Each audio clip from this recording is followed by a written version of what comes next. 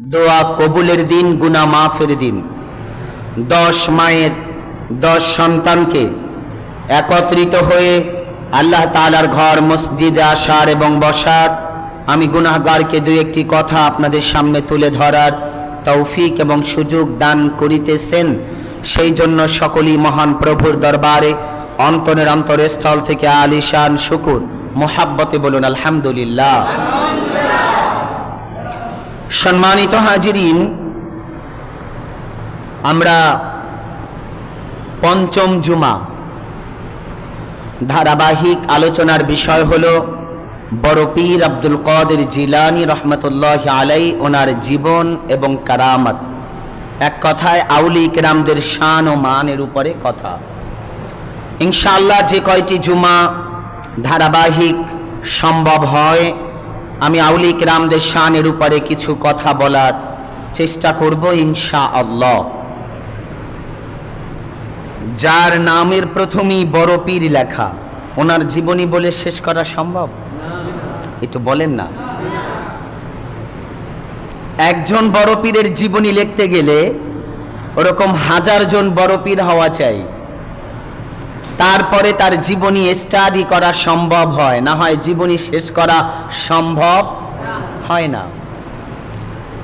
আল্লাহ তাআলা আউলিয়া কিরামদের শান ও মানের বেলায় পবিত্র কোরআনুল কারিমে বলেছেন ওয়াল জিবালা আওতাদা। আমি আল্লাহ তাআলা এই জমিনকে পাহাড় দিয়ে প্যারাক মেরে দিয়েছি। কি দিয়ে? আপনারা কি ভাষা বুঝতেছেন? আমি আল্লাহ তাআলা এই জমিন, বড় বড় পাহাড়, এটা আমি আল্লাহ তাআলা জমিনের উপরে দিয়ে এই জমিনকে প্যারাক মেরে মজবুত করে দিয়েছি, জানো এই জমিনে ভূমিকম্প হলে হেলতে দুলতে, বুঝেন নাই? মাটির নিচে কি বলেন? পানি, পানির নিচে আগুন, পানির নিচে আগুন। তাহলে আমাদের উপরে মাটি, এখানে মাটির নিচে পানি, পানির নিচে আগুন। ওই আগুনে ফুটন্ত বরফকে, ফুটন্ত আগুনে বরফকে গলায় তরল রাখে, আর ওই তরল পানির উপরে এই জমিনকে আল্লাহ ভাসিয়ে রাখে। এবং এই জমিনের উপরে আল্লাহ তাআলা প্যারাক সৃষ্টি করে দিয়েছে, পাথর পাহাড় এগুলো দিয়ে। কেন? যেন জমিন হেলে দুলে পড়ে না যায়। আপনারা নৌকা ট্রলার দেখেছেন? দেখেন নাই আপনারা? নৌকা ট্রলার, লঞ্চ, স্টিমার, জাহাজ, বোট, এগুলো দেখবেন ঢেউয়ে দোলে। এগুলোর যদি ভারসাম্য সঠিকভাবে ধরা না হয়, এটা ডুবে যাবে। আল্লাহ তাআলা এই জমিনকেও পাহাড় দিয়ে প্যারাক মেরে দিয়েছে। এই আয়াতের ব্যাখ্যা ইমাম ফখরুদ্দিন রাজি রহমাতুল্লাহি আলাইহি তাফসীরে কাবীরের ভিতরে লেখেন ওয়াল জিবালা আওতাদা। এটা যেমন এই জমিনের জন্য আল্লাহ প্যারাক পাহাড়কে মেরে দিয়েছে, তেমন এই সৃষ্টিকুলের জন্য আল্লাহর ওলিরা হলো প্যারাক। সৃষ্টিকুল যেন মজবুত থাকে, মজবুত থাকে, বিপদ না হয়, ভেঙে পড়ে খান খান না হয়, তাই আল্লাহ তাআলা ওলিদেরকে সৃষ্টি করেছে। সম্মানিত হাজিরিন, আউলিয়া কিরামদের বড় শান ও মান, আজমত, মর্যাদা, মর্তবা, পজিশন, স্তর, মাকাম অনেক উঁচু। আমরা বুঝি না। বলেন, আমরা বুঝি না। বুঝি আবার যখন কাজে আসে না, বুঝি তখন যখন কোনো কাজে আসে না। আপনি একজন ব্যক্তির সম্মান বুঝতে হলে আপনাকেও সম্মানী হতে হবে। আমার কথা মনে হয় বুঝেন নাই। আপনি মাদ্রাসার তালিবুল ইলম ছাত্রদের কাছে যান, এদের কাছ থেকে উস্তাদদের প্রতি যে সম্মান, তাজিম, ইজ্জত পাবেন, স্কুলের একজন ছাত্রর কাছ থেকে তাদের উস্তাদদের প্রতি এই সম্মান পাবেন না। আপনারা কি আমার কথা বুঝতেছেন? কেন পাবেন না? মাদ্রাসাতে দ্বীনি ইলম শিক্ষার পাশাপাশি আদব, তরবিয়াত, তালিম, মোহাব্বত, ইশক, ভালোবাসা, নম্রতা, ভদ্রতা, বিনয়ী, আদব, খেদমত, এগুলো শিক্ষা দেওয়া হয়। স্কুলে শুধু বইয়ের পড়াই শিক্ষা দেওয়া হয়, যার জন্য সঠিকভাবে মূল্যায়ন করতে পারে না। আপনি বলেন, আমি চ্যালেঞ্জ করলাম আপনাদেরকে, এখানে অনেক ধরনের মুসল্লি আপনারা, বাংলাদেশে না সারা পৃথিবীতে মিডিয়ার যুগ, ইউটিউব হোক, গুগল হোক, ফেসবুক হোক, যে কোনো মাধ্যমে একটা নাম বলেন, হক্কানি একজন আলেমের মা বাবা বৃদ্ধাশ্রমে, একজন বলেন, সারা জীবনের জন্য মাইক ছেড়ে দিব, ছেড়ে দিব, একজন বলেন হিম্মত থাকলে। নাই। কিন্তু আমি আপনাকে বাংলাদেশে প্রায় 70টার উপরে আইএ, বিএ, ডক্টর, ইঞ্জিনিয়ার, উকিল, জজ, ব্যারিস্টার, চিফ জাস্টিস, এদের মা বৃদ্ধাশ্রমে আছে, এদের বাবা বৃদ্ধাশ্রমে আছে, কিন্তু কোনো আলেমের পিতামাতা নাই। কেন? ওরা জানে বাপমার কদমের নিচে সন্তানের জান্নাত, তাই ওরা কখনো এটা মাথায় এমন ভাবে নিতে পারে না। হ্যাঁ, আলেমের ইনকাম অনুযায়ী বাপমার খেদমত কম হতে পারে, 12,000 টাকা বেতন পাইলে বাপমাকে 2,000 দিতে পারে, কিন্তু বাপমার সাথে বেয়াদবিটা হয় না। চ্যালেঞ্জ করলাম আমি। কিন্তু আপনি সাধারণভাবে যান, 20,000, 30,000, 50,000, 1 লাখ টাকা বেতন পায়, বাপমারে দেওয়ার সময় কয় গেল মাসে না তোমারে 3,000 দিলাম, হিসাব চায়। আর আলেম দেওয়ার পরে বলে বাবা আপনার কি আরো লাগবে, দিব। কেন? আপনার ভিতরে যখন দ্বীনি ইলম শিক্ষা অর্জন ভিতরে ঢুকবে, আল্লাহ তাআলা আপনাকে বিনয়ী, নম্রতা, তাওয়াদু এগুলো যখন ভরে দিবে, আপনি কখনো অন্যায়ের দিকে ধাপিত হলে এক কদম আগালে 50 বার চিন্তা করতে হবে। কথা কি বুঝতেছেন? সম্মানিত হাজিরিন, আউলি কিরামদের শান ও মান এটা বড় আজীব ব্যাপার। এটা বুঝতে হলে আপনাকে ওই মাকামের জ্ঞান অর্জন করতে হবে। আর আমি তো আলোচনা শুরু করেছি বড় পীরের জীবনী দিয়া। কোন পীর? একটু বলেন। বড় পীর বললে গুনাহ হবে নাকি? বলিয়েন। গেল জুমা পর্যন্ত যে ধারাবাহিক আলোচনা ছিল তার কারামাত, আজকেও আমি ইনশাআল্লাহ 2-1টি কথা আপনাদের সামনে তুলে ধরবো ইনশাআল্লাহ। আব্দুল কাদের জিলানী রহমতুল্লাহ আলাইহি, তিনি একদিকে বাবার দিক দিয়ে নবীর বংশ আহলে বায়েত, আবার মায়ের দিক দিয়েও নবীর আহলে বায়েত, মানে যাকে বলা হয় মায়ের দিক দিয়ে হাসানি, বাবার দিক দিয়ে হোসাইনি, মানে নবীর বংশধর। সুবহানাল্লাহ বলেন। নবীর আহলে বায়েতের অন্তর্ভুক্ত, নবীর বংশধর সরাসরি। আব্দুল কাদের জিলানী রহমতুল্লাহ আলাইহি যখন ইরাকের বাগদাদে বসবাস করে, তো ইরাকের একজন বাদশাহ ছিল। কি বাদশাহ? মুস্তানজিদ বিল্লাহ। কি নাম? মুস্তানজিদ বিল্লাহ, একজন বাদশার নাম। তো ইরানের ওই বাদশাহ টেইলারি কাজ করে, বুঝেন তো? আপনাদের মনোযোগ কামনা করছি, 19-20 হলে বুঝবেন না। টেইলারি কাজ করে না, জামা কাপড় বানায়।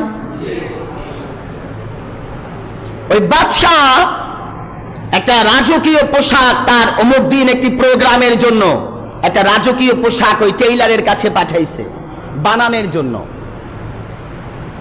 ইতিমধ্যে বড় পীরের দরবারে ইয়ামেন থেকে অথবা কোনো এক জায়গা থেকে এক ধনী মুরিদ আসছে, ভক্ত।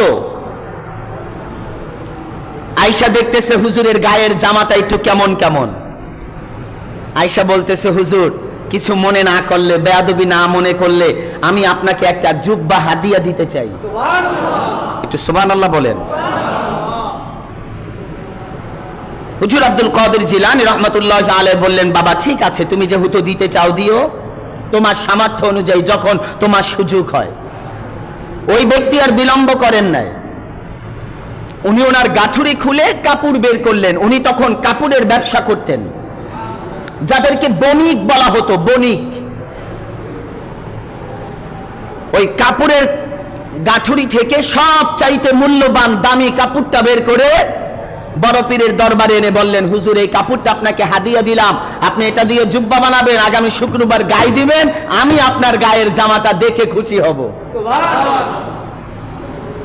আর কিছু আশরাফি টাকা দিয়ে গেলেন, হুজুর বানানি যে খরচটা হয় ওটাও আমি দিয়ে গেলাম। খুব খেয়াল করবেন আমার কথাগুলি। বড় পীর আব্দুল কাদের জিলানী রাহমাতুল্লাহি আলাইহি তার যে খাদেম ছিল, খাদেমকে দিয়ে পাঠালেন, যাও অমুক বাজারে তো, বাগদাদের বাজারে তো একজন সবচাইতে বড় টেইলার্সওয়ালা আছে, ওনার কাছে গিয়ে আমার জামাটা দিয়ে বলবা যে হুজুর বড় পীর আব্দুল কাদের জিলানী রাহমাতুল্লাহি আলাইহি এই জামাটা বানাইতে দিছে। মনোযোগ আছে তো? যখন জামাটা নিয়ে গেছে, ওই টেইলার্সওয়ালা বড় পীরের নাম শুনে জামাটা হাতে নিয়ে একবার বুকে লাগায়, একবার চোখে লাগায়, একবার মুখে লাগায়, একবার মাথায় লাগায়, পাগল পারা হয়ে গেছে। তিনি ঘোষণা দিয়ে দিলেন যে যান, আপনি হুজুরকে গিয়ে বলবেন আমি ইনশাআল্লাহ আগামী শুক্রবারের আগে হুজুরের জামাটা বানিয়ে দিব। কিন্তু আপনাদের মনে আছে বাদশাও একটা জামা বানাইতে ভুলে গেছেন নাকি? ইরাকের বাগদাদের যিনি বাদশাহ মুস্তানজিদ বিল্লাহ, তিনিও ওই একই টেইলার্সের কাছে জামা বানাইতে দিস। বাদশার সময় অনুযায়ী যখন জামা নিবে, তার আগেই এই টেইলার্সওয়ালা খবর পাঠাইছে, বাদশাকে গিয়া বলো আমি বাদশার এই জামাটা অমুক তারিখে দিতে পারবো না, আমার একটু দেরি হবে। আপনারা না বুঝলে আমার বুঝানোর মতো ভাষা হিম্মত নাই।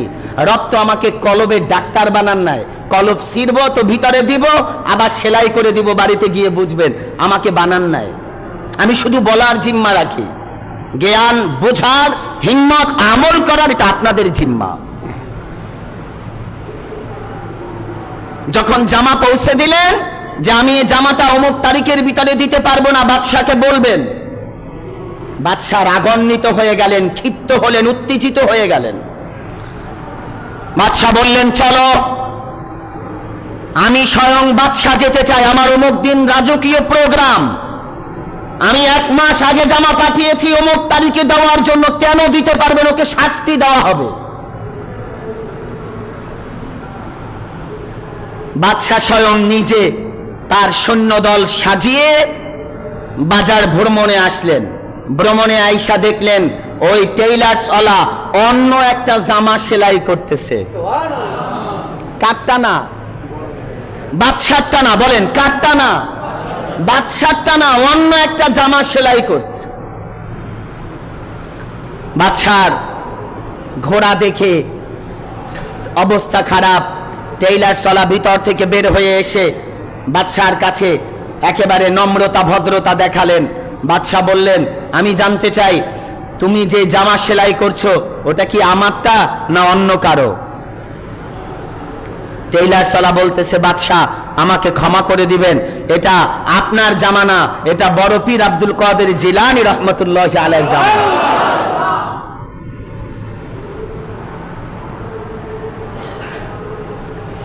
বাদশা রাগান্বিত হয়ে যায়, সেনা প্রধানকে ডেকে বলে ইরাকের বাগদাদের বাদশার জামা, এটা সেলাই বাদ দিয়ে তিনি আর একজনের জামা সেলাই করে, এটা আমি কখনো বরদাস্ত করতে পারি না। টেইলার্সওয়ালা ডাক দিয়ে বলে বাদশা গো, আল্লাহর কুদরতের কসম করে বলি আমার জীবন যেতে পারে, কিন্তু বড় পীরের আগে আমি কারো জামা বানাতে পারবো না, এটা আমার দ্বারা কখনো সম্ভব হবে না। কারণ বড় পীর আমার জানের জান, আমার প্রাণের প্রাণ, আমার মাথার মুকুট, যিনি নবীর সরাসরি বংশধর, আমি তার সাথে বেয়াদবি করতে পারবো না। বাদশাহ মুস্তানজিদ বিল্লাহ তার আগে জানতেন না বড় পীরকে, শুধু নাম শুনছেন। কি শুনছেন? নাম শুনছেন, কিন্তু জানতেন না বড় পীর কে, তার মাকাম কি, তার শান কি, তার আজমত কি, মর্যাদা কি, মর্তবা কি, পজিশন কি, স্তর কি, এগুলো জানতেন না। না জেনে বাদশা বললেন রাজপ্রাসাদে পরে যাব, আগে চলো বড় পীরের কাছে যাব। কার কাছে যাবে? বড় পীরের কাছে যাব, আগে দেখতে বড় পীর কে, কেমন পীর।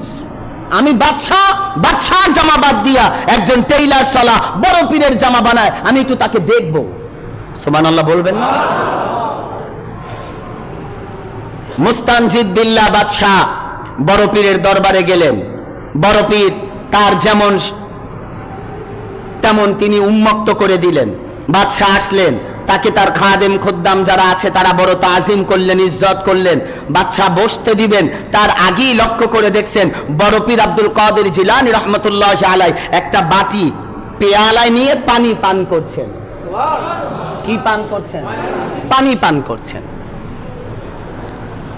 বাদশাহ এভাবে নয়, আমাকে সবাই বলে, কিন্তু রবের পক্ষ থেকে যে ফয়সালা ওটাই মেনে নিতে হয়।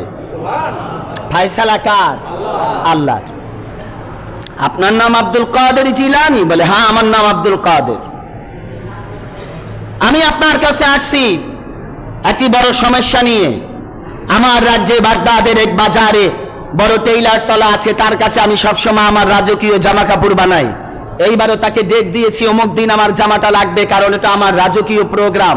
সেই প্রোগ্রামের জন্য জামা দিয়েছি, কিন্তু ওই জামাটা ও না বানিয়ে লক্ষ্য করে গিয়ে দেখলাম ও আরেকটা জামা বানায়। আমি যখন জানতে চাইলাম সে বলল ওটা নাকি বড় পীরের জামা বানায়।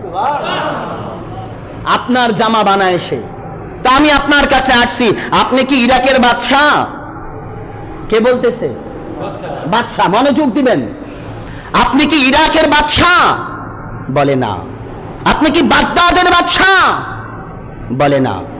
তাহলে আমি বাদশাহ, আমার জামা বাদ দিয়ে আমি ওকে হত্যা করে ফেলবো, টেইলার সলাকে। আর আপনাকে বলছি আমার জামা বাদ দিয়ে আপনার জামা বানায়। আপনি বাদশাও না, আপনি রাজাও না, তাহলে আপনার জামা বানায়। আপনার কি হিম্মত, কি দাম, আমি তো কিছুই বুঝতে পারলাম না। বড় পীর কয় বাদশাহ উত্তেজিত হবেন না, রাগ হলে ক্ষতি হয়, ঠান্ডা হন। রাগ ভালো নয়, রাগ মানুষকে ধ্বংস করে দেয়, বেইজ্জতি করে দেয়। বাদশাহ বললেন না আমি রাগান্বিত নই। এবারে বড় পীর বললেন বাদশাহ আপনি তো গোটা ইরাক বাগদাদের বাদশাহ, আপনি কি গোটা ইরাকের বাগদাদটা উল্টিয়ে দিতে পারেন? বাদশাহ বললেন এটা কিভাবে সম্ভব? আমি কি গোটা ইরাকটা উল্টিয়ে দিতে পারবো? বাগদাদটা উল্টিয়ে দিতে পারবো? তা পারবো না। বলে তাহলে একটু লাড়া দিয়ে ঝাঁকি দিয়ে দেখেন তো। আমার রব তো ভূমিকম্প দিয়ে ঝাঁকি দেয়। কথা কয় না এরা। আমার আল্লাহ তো মাঝে মাঝে ভূমিকম্প দিয়ে একটা ঝাঁকুনি দেয়, আপনি একটা ঝাঁকুনি দেন তো। বাদশাহ বলে এটাও সম্ভব না। বড় পীর আব্দুল কাদের জিলানী রহমাতুল্লাহ আলাইহি কি পান করেন? আবার বলেন, পানি পান করেন। বড় পীর আব্দুল কাদের জিলানী রাহমাতুল্লাহ আলাইহি তার হাতের বাটিটা নিয়ে বাদশার সামনে যখন এভাবে দুললেন, গোটা বাগদাদটা বামের দিকে ধুলে পড়লেন। আবার কি দেখলাম? গাউসে পাক ডাক দিয়ে বললেন আপনি তো ইরাক আর ইরান আর বাগদাদের বাদশা, আমার আল্লাহ খোদাই তামাম পৃথিবীর ওলিদের বাদশা বানায়া দিয়েছে। আমাকে বড় পীর বলা হয়েছে। ও মুসল্লিয়ানে কেরাম, কাকে বলা হয়? আউলিয়ে কেরাম। কার শান ও আজমত আলোচনা চলছে, বুঝবেন না। বোঝার জন্য এলেমের দরকার। ব্যক্তি সম্পর্কে বুঝতে হলে ওই ব্যক্তির মতো মর্যাদা হতে হবে, না আপনি বুঝবেন না তার মর্যাদা, কখনো বুঝবেন না। একজন আলেমের মর্যাদা আপনি সাধারণ জনগণ বুঝতে পারবেন না, কষ্ট হবে আপনার। আপনি মনে করবেন আপনার দাম আপনি নেতার কারণে বেশি, না, দুনিয়ায় বেশি। আল্লাহ আল্লাহ রাসূলের কাছে আরো সে আজিম পর্যন্ত আলেমের দাম বেশি। ঠিক কিনা বলেন? গোটা বাগদাদটা হেলায়া দুলাইয়া দিলেন। বাদশাহ মুস্তানজিদ বিল্লাহ ভয় পেয়ে গেলেন। বড় পীর বললেন পানি খাবেন? সুবহানাল্লাহ কয় না, একটু পানি পান করবেন? বাদশাহ বললেন দেন, আমার গলা শুকায়া গেছে, একটু পানি পান করলেন। বাদশাহ ডাক দিয়া কয় আপনার দরবারে আসলাম, যদি কিছু খাবার খাওয়া যেত, পেটটা একটু ক্ষুধা নিবারণ হতো। আমার মনে হয় ক্ষুধাও লাগছে, শুধু পানির পিপাসা না, ক্ষুধাও লাগছে। বড় পীর আব্দুল কাদের জিলানী রাহমাতুল্লাহ আলাইহি বললেন বাবা, গোটা ইরাক গোটা বাগদাদে এখন কোন ফলের মৌসুম নাই, এমন একটা ফল আপনার দরবারে গেলে আমাদেরকে খাওয়াতে পারবেন? বাদশাহ বলে এটা কি করে সম্ভব? বেমৌসুমি ফল। আপনারা মনে হয় আমার কথা বুঝেন না। বেমৌসুমি ফল বুঝেন? এখন যদি আমি আপনাদের কাছে বা মসজিদ কমিটির কাছে বলি ভাই এই মাসের বেতন টেতন দিয়েন না, আমারে 100 লিচু কিনা খাওয়ান, কথা কয় না। এটা কি ফল একটু বলেন না? বেমৌসুমি ফল, এটা পাওয়া যায় না। তবে আধুনিক যুগে আমরা মোটামুটি 4-5 মাস আম টাম পাই, কাঁঠাল এগুলা মোটামুটি কয়েক মাস পাই, কিন্তু কিছু ফল 12 মাস পাওয়া যায় না। বড় পীর আব্দুল কাদের জিলানী রাহমাতুল্লাহি আলাইহি সঙ্গে সঙ্গে নামাজের মুসাল্লা বিছায়া সিজদায় দিলেন, আল্লাহ বাদশা আসছে, আল্লাহ ইরাকের। বড় পীর আব্দুল কাদের জিলানী রাহমাতুল্লাহি আলাইহির হাতে হাত রেখে কালিমা পড়ে মুসলমান তো আগেই ছিলেন, বায়াতে রাসূল গ্রহণ করেছে। বাবারা, আউলিয়া কেরামদেরকে ক্ষমতাগুলি দেন কে? একটু বলেন। আউলিয়া কেরামদের ক্ষমতাকে বলা হয় কারামাত। কি বলা হয়? কারামাত। নবীদের ক্ষমতা বলা হয় মুজিজা। বলেন, কি বলা হয়? মুজিজা। নবীদের অলৌকিক ঘটনাবলীকে বলা হয় মুজিজা, আর ওলিদের অলৌকিক ঘটনাগুলিকে বলা হয় কারামাত। নবীদেরটা সরাসরি রবের পক্ষ থেকে, আল্লাহর ওলিদেরটা কুদরতান। কথা কি বুঝতেছেন? কিন্তু সিস্টেমটা পাল্টায়া যায় তখন আল্লাহ যখন নবীদের সাথে কথা বলে ফেরেশতা জিবরিলের মাধ্যমে, আর ওলিদের সাথে যখন কথা বলে কোনো মাধ্যম নাই, ডাইরেক্ট আল্লাহ কথা বলেন। আপনারা কি কথাগুলি বুঝতে পারছেন? তাহলে আল্লাহ তাআলা এই তার মহান বন্ধুদের ওলিদের এই সম্মান বাড়ায় কে? আর একটু জোরে বলেন, আল্লাহ তাআলা। আপনাদেরকে একটা এলান শুনিয়ে আমি আমার আজকের ওয়াকিয়াটা শেষ করব ইনশাআল্লাহ। আমি আপনাদেরকে এইভাবে ধারাবাহিক কত জুমা শেষ করলে যে বড় পীরের জীবনী শেষ করা যাবে এটা সম্ভব না। অনেকে শুনতে শুনতে আপনি ক্লান্ত হয়ে যাবেন, বড় পীরের জীবনী শুনতে শুনতে আপনি ক্লান্ত হয়ে যাবেন, তিক্ততা চলে আসবে, কিন্তু বড় পীরের জীবনী শেষ করা সম্ভব। অনেক মুসল্লির কাছে মনে হইবে, হ্যাঁ জীবনী কইয়া লাভ কি? লাভ মানি তুমি আল্লাহর ওলিদের জীবনী যদি স্টাডি না করো, তুমি নিজে জীবনে কোনোদিন কল্যাণের মুখ দেখবে না। কথা বলেন না কেন? আল্লাহ তাআলা যে মুমিনদের গুণবলীর পরিচয় দিয়েছেন, কদ আফলাহাল মুমিনুন। আল্লাহ কোরআনুল কারীমে সূরা মুমিনুনে 10টা মুমিনদের গুণের পরিচয় দিয়েছেন। এদের ভিতরে মুমিন প্রথম নাম্বার। বলেন না কি? মুমিন। আল্লাহর ওলি যারা, তাদের গুণ দিয়ে আল্লাহ কোরআন শুরু করেছেন। সুবহানাল্লাহ বলেন। প্রতিদিন কোরআনুল কারীম একটা সূরা পাঠ করেন আপনারা 5 ওয়াক্ত নামাজে, বলতে পারেন সূরাটার নাম কি? সূরাতুল ফাতিহা। আলহামদু সূরা। ইহদিনাস সিরাতাল, বলেন ইহদিনাস সিরাতাল। এই আয়াতের ব্যাখ্যা পৃথিবীর সমস্ত তাফসীর গ্রন্থ, তাফসীরে জালালাইন, তাফসীরে দুররে মানসুর, তাফসীরে কবির, তাফসীরে কাশাফ, তাফসীরে মাআলিমুত তানজিল, তাফসীরে রুহুল বায়ান, তাফসীরে মাদারিক, তাফসীরে খাজেন, পৃথিবীতে যত তাফসীর আছে সমস্ত তাফসীরের একটাই ব্যাখ্যা, ইহদিনাস সিরাতাল মুস্তাকিম। আল্লাহ তুমি আমাদেরকে ওই সরল সঠিক পথ দেখাও যেই পথে তোমার মহান ওলিগণ চলে গেছে। কারা? বলেন বলেন। ওলিরা, বুজুর্গ যারা, আমাদের জন্য কল্যাণ। সম্মানিত হাজিরিন, একটা ওয়াকিয়া আপনাদের সামনে তুলে ধরছি আজকের জুমার জন্য। বড় পীর আব্দুল কাদের জিলানী রাহমাতুল্লাহি আলাইহি, তার দরবারে অনেক দূর দেশ থেকে একজন ধনী ব্যবসায়ী আসলেন। কি আসলেন? বলেন। একজন ব্যবসায়ী, এখন যাদেরকে বিজনেসম্যান, বিজনেস ম্যাগনেট, জাকন এরকম। কিন্তু সফরে কি সমস্ত টাকা পয়সা নিয়ে আসা যায়? আসা যায় না। তিনি যা কিছু পারলেন তা নিয়ে সফর করে আস্তে আস্তে আসলেন ইরাকে, বাগদাদে। কিন্তু তিনি আস্তে আস্তে সফরে মোটামুটি তার সামান শেষের দিকে। তিনি যখন বড় পীরের দরবারে আসলেন, মানুষের কাছে আইসা শুনলেন যে বাগদাদে বড় পীর আছেন।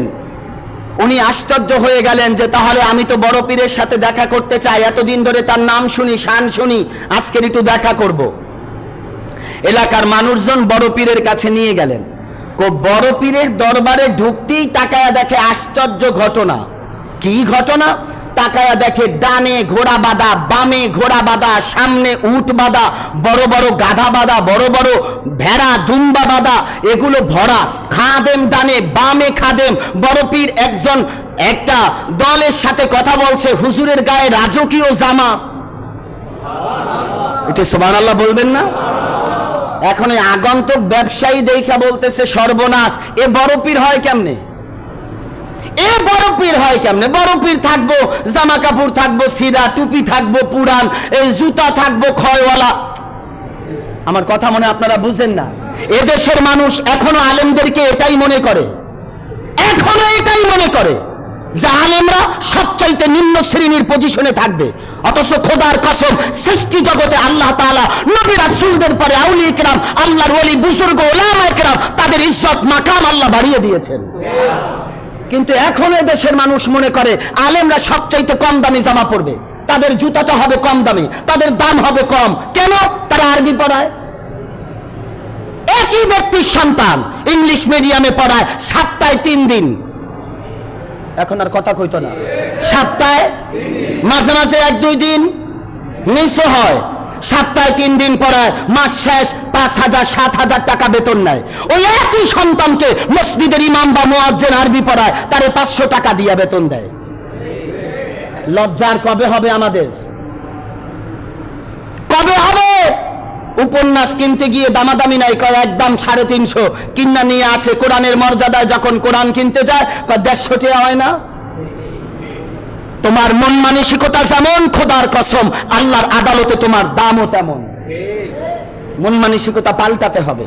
আলেমদের ইজ্জত যতদিন না বুঝবেন, কোরআনের ইজ্জত যতদিন না বুঝবেন, ইসলামের ইজ্জত যতদিন না বুঝবেন, আল্লাহ আপনার ভিতরে কোনদিন নূর, ওয়াল্লাহু ওয়ালিয়্যুল্লাযীনা আমানু ইউখরিজুহুম মিনাজ যুলুমাতি ইলান নূর, এই নূর কখনো আপনার কলবে আল্লাহ দান করবেন না,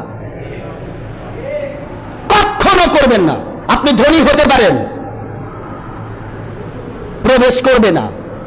যাই হোক, আমি যেটা বুঝাচ্ছি, তাহলে শান শওকতওয়ালা আল্লাহ আলেমদেরকে দিবেন দুনিয়াতেও। একটু বলেন বলেন, দুনিয়াতেও আখেরাতেও। এরা দুনিয়াতেও বাদশাহী করবে, আখেরাতেও বাদশাহী করবে। তবে অহংকার করা যাবে না। সম্মানিত হাজিরিন, মনোযোগ কামনা করছি। বড় পীরের দরবারে গিয়া উট, ঘোড়া, গাধা, দুম্বা এগুলো দেখে ওই ব্যবসায়ীর অবস্থা খারাপ। এ বড় পীর হয় কেমনে? আমি যেটা বলছি যে আপনাদের মাঝে না, আমাদের সবার মাঝে একটাই মন মানসিকতা যে হুজুরের 5 তলা বাড়ি হইব কি লেগা। আপনারা কি আমার কথা মনে হয় বুঝেন না? হুজুরের বাড়ি হইব কি লেগা, বাড়ি হইব আমার। এই মন মানসিকতাটা পাল্টাতে হবে, না হয় আপনি ইসলাম এখন পর্যন্ত মর্যাদার চোখে দেখতে পারেন নাই। আপনার টাকা হলে আপনি সিনেমা হল বানাতে পারেন, কিন্তু আলেমের টাকা হলে হয় বানাবে মাদ্রাসা, নাইলে বানাবে মসজিদ। আপনার সাথে একটু মিলাইয়া দেখেন তফাৎটা কতটুকু। আপনি মদের বারে যেতে পারেন, আলেম ওটা যাবে না। আলেম মাদ্রাসার মাহিরে গিয়ে কিতাবখানায় গিয়ে কিতাব কিনে আনবে যদি আলেমের টাকা হয়। কিন্তু আপনারা কি করবেন? আলেমদের মর্যাদাটা একটু চিপিয়ে রাখবেন যাতে আলেমরা বড় হতে না পারে। আল্লাহ বোঝার তৌফিক দান করুন। বড় পীরের এই অবস্থা দেখে ব্যবসায়ীর অবস্থা পুরাই খারাপ, তাল বেতাল হয়ে গেছে। এটা কি?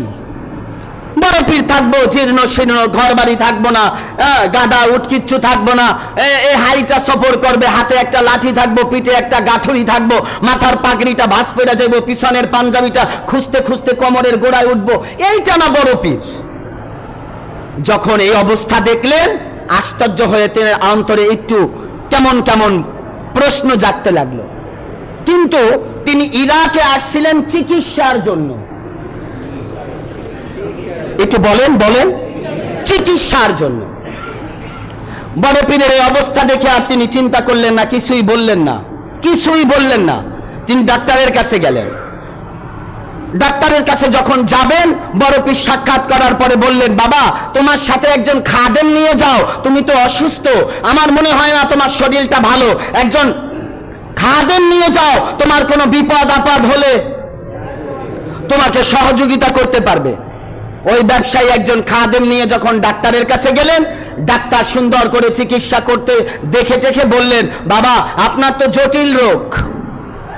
জটিল রোগ? কি রোগ?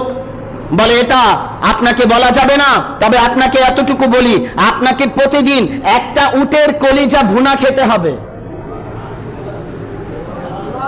সুবহানাল্লাহ, বাড়িতে গিয়ে কইেন। কয়টা? চিকিৎসা। আমাদের দেশে দেখবেন বহু লোক গোস্ত পছন্দ করে, ডাক্তারের কাছে গেলে খাইতে পারবা না, এখন আর কথা কয় না। কি কয়? খাইতে পার না, না না, খালি খাবা হাত পাতা উস্তাব। আরে ব্যাপার কি ভাই, গোস্ত খাইতে দিতে না আমারে না। আর এখন এই ডাক্তারের কাছে গেছে, পরে ডাক্তার কি বলছে একটু একটু বলেন না বাবা, একটু বলেন না। প্রতিদিন কয়টা?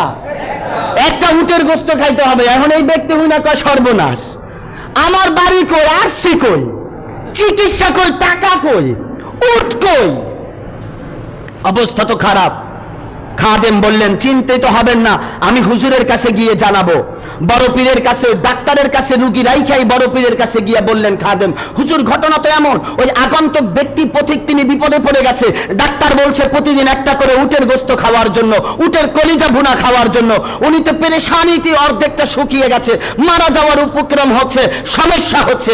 বড় পীর বললেন বাবা যাও, গিয়ে বলো আমার এই খানটা সব উট আমি তাকে হাদিয়া দিয়ে দিলাম। মনোযোগ কামনা করছি বাবা, দিল দিয়ে বোঝুন। বড় পীর তার কাছে ওই ডাক্তারের কাছ থেকে যখন আসলেন, বড় পীর বললেন বাবা তুমি ওই কাছারি ঘরে